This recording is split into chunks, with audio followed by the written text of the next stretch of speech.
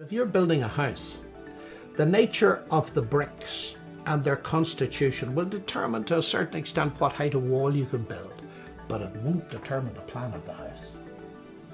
That requires an information input from an architect. Once the houses are built, they will determine to a certain extent how many of them you can put in a street, but it won't determine the plan of the town. There's a hierarchy where there's top-down causation involved because you need an informational input. So one of the key questions faced by modern biology is, where do you get information from?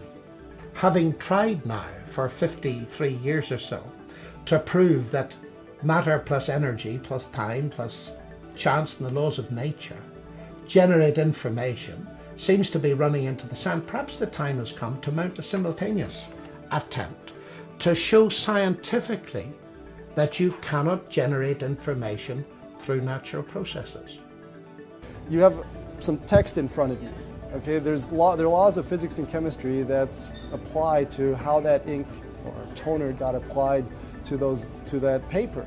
But those laws of physics and chemistry do not tell you how that ink got organized to form meaningful text. I mean, you're never going to get that out of the laws of physics and chemistry. And I would say likewise, we would say, try to understand biology in material terms, and there's going to be something missing. There are going to be patterns and organizations there which you cannot account for in terms of just brute material processes. You're going to need some sort of mind, intelligence, purposiveness that has to be brought into the mix if this is going to work at all.